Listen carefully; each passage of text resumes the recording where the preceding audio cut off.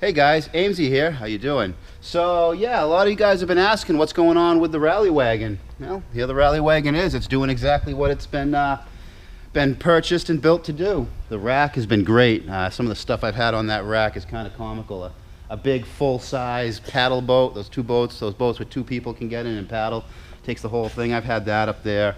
You know, I've thrown bikes and mopeds, lawnmowers. Really liked having that. So the car's doing great. We had a little issue with some exhaust work I had to do, which is all done. The issue now is we went to get an inspection sticker. Now, maybe a little backstory first. This had kind of a rotted out resonator, and that's why the exhaust leak was. So I was going to replace the resonator, but I figured, you know, while I'm in there, I might as well do what I like to do on all my cars. And I gave it a 40 series Flowmaster. I put a Flowmaster muffler on pretty much everything I own. If you guys haven't seen that already, I mean, I have a moped with a Flowmaster muffler. It sounds great. So yeah, they're a good quality product they put out. Real thick walled steel. They seem to last longer than pretty much any other aftermarket mufflers out there, and they have a decent sound. Unfortunately, the decent sound sounds like an exhaust leak to some people apparently, because the old lady went to get a sticker on it and they gave me a red R.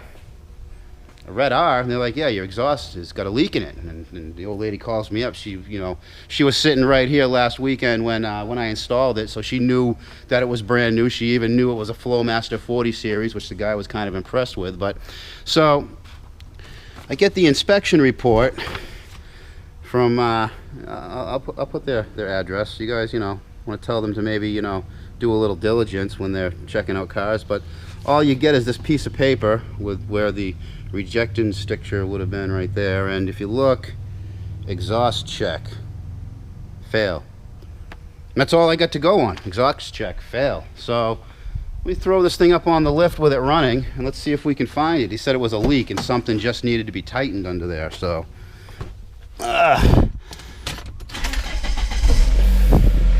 look, if having an old Saab with no check engine lights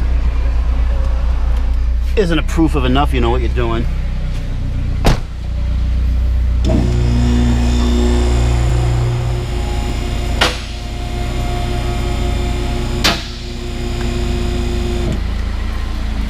So we'll start at the front, and we got the converters. You guys might remember us playing with those.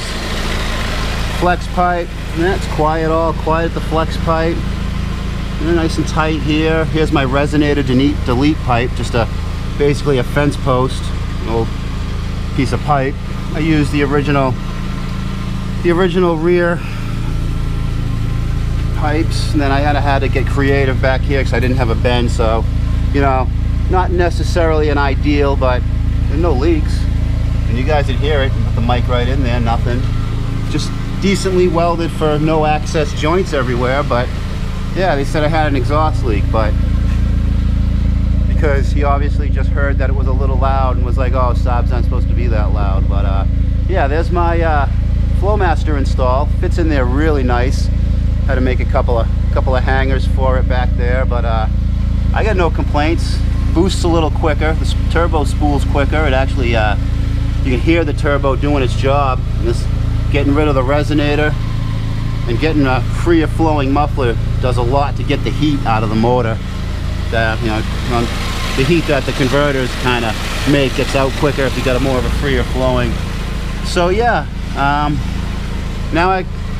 that my time's wasted, I gotta take some time today. I actually called him up when I had it on the lift here, and I asked him what the problem was, and you know, he said, "Oh, bring it back. We'll put a sticker on it. We'll put a sticker on it." But I don't want to come here and just put a, you know, do nothing to it. So I think I'm gonna see if we can mock up the bull bar for the front finally, and then yeah, maybe bring it back there with something on it he's never seen on it before, and see what they have to say about it. So yeah, let me get this thing shut down. Let me put this thing down. Let's see if we can mock this bull bar up today. Neat little metal fab project. Alright guys, I got this broken down a little bit. I got the fog lights out of it, and the little grills that go beside the fog lights. You'll see why in a second. And I got the front grill out because there was an air intake is right there, the snorkel. I'm going to have to relocate that for this project. But let me hand you off here to my lovely assistant. Just stay there. We're going to show. All right, let me just hand you guys off to my lovely assistant. I got the bar here, and we can see that it's going to fit right into these holes here and here and sit right about there, which is pretty perfect. Maybe a half inch or a quarter inch off the actual bumper. I'll probably make a saddle so that it uses the bumper. If anybody bumps it, it's actually strong to the bumper, and it's not going to put a lot of force on the brackets.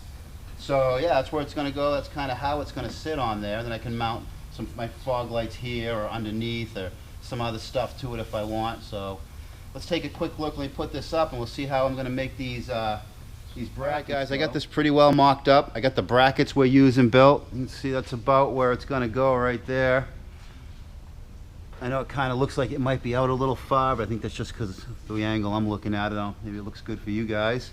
So the way I'm going to do this and mount this to the car is I made these brackets here, some nice thick channel, or some nice thick square tube, and I took some old handlebars to the donor super scoot up there. See the wheel sticking out. I took the handlebars and I actually made the little brace inside that's going to, you know, use the whole piece to be strong, because you want it to be really strong. The weak link in this, however, is how I'm going to be putting this to the bumper. The car has grab my flashlight.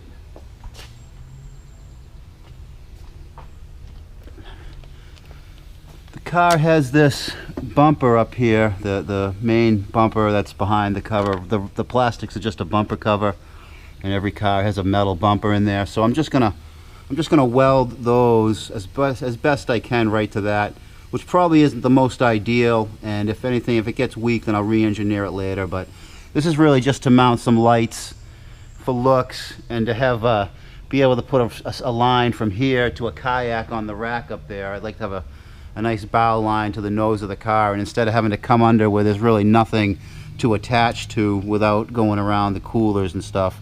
So that'd be a nice place to mount that, and we'll mount the plate to it. So yeah, I'm gonna weld this bracket up here, which is kind of close to the AC line.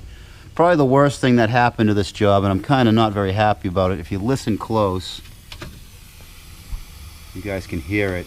One of these AC lines wasn't in the holder and chafed through. You can actually see right there, that little plastic clippiness right there is supposed to hold those lines. They weren't in, so they were chafing, and as soon as I touched this, I lost my AC charge. So good thing summer's almost over, although it's not really a hard line to change. It's going to be harder to find that line.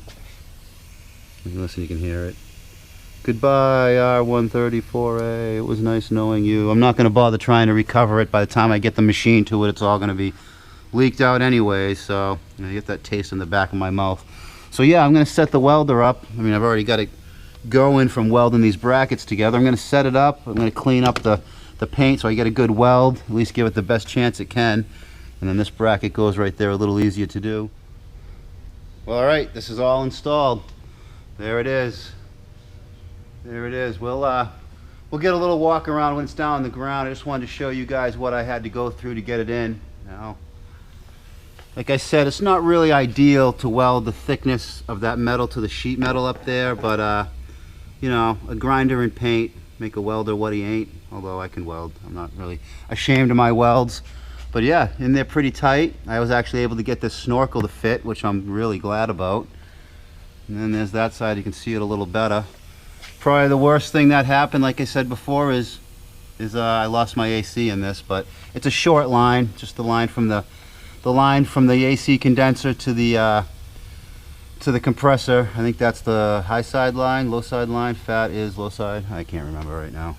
But yeah, there it is. I'm going to have my lovely assistant here hold it, and we'll do a little strength test. So I think that I think that passes muster. I think that's tight enough, even though it's to the sheet metal. You know, not ideal, but I don't see me putting any more stress on that bar than I just put at it. Like I said, it's kind of cantilevered onto the bumper, so if it moves at all, it's going to hit the bumper. If anything pushes against it, it's weak, probably pulling this way because I couldn't weld the front of those blocks. So it's weak down the way I was just hanging on it. But most of any time I'm going to be using this, it's going to be to anchor a kayak to the top, or if someone, you know, bumps into me or something, it's going to push it into the bumper. So yeah, let's get this thing down and see what it looks like. I'm thrilled. Yeah, and there it is on the ground out in the light. Fits right like I wanted it to. I couldn't have asked for it to be in a better spot. Nice and tight. Nicely done through the vent holes. I'll just get some screen, some of that screen they put in, like vents and stuff, to cover that at some point. But yeah, nice and good, nice and tight. I can actually rock the car up and down quite a bit by it, and I can sit on it. It takes all my weight, no problem. So yeah, that came out really well. If anybody's curious what that is a Weston bull bar I found on Craigslist. I think I paid like 50 bucks for it, and its fitment was for a Jeep Liberty. I'm not sure what year, but I think they're all the same as far as that. So if you want a bull bar that fits a Saab, I mean, it's a wagon, but the front's the same as the sedan and stuff. So if you want to put a bull bar on your Saab, a Jeep Liberty bull bar with a couple of blocks and 2 hours of welding and fabrication, and you can have yourself a nice little bull bar on your Saab too. So yeah, I like my plates too. So anyways, guys, any questions, comments, like them down there. Thumbs up are much appreciated. Right now I got to go give a little piece of my mind to the person who had the balls to put a red R on one of my cars. Yeah, you know, it takes some balls, bro. It takes some balls to put an R on my car without even looking at it. So how's it going? Need a re-inspect? Yeah, you called me on that. Yeah. Give me a minute. All right. Peace. Thanks.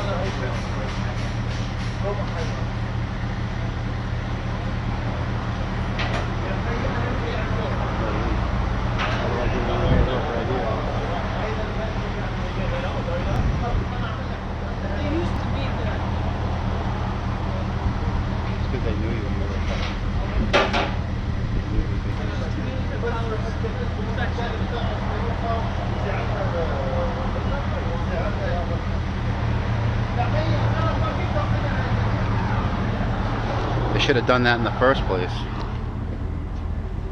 Waste my Saturday.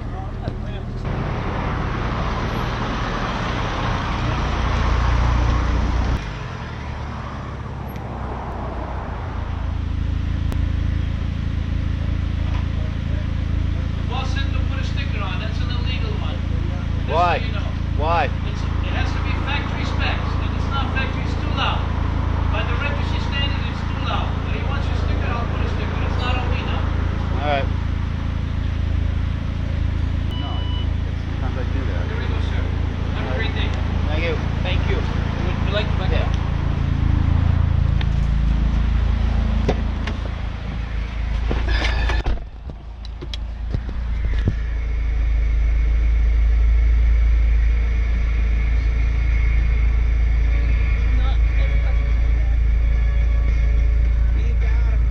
I don't know if they say it's too loud.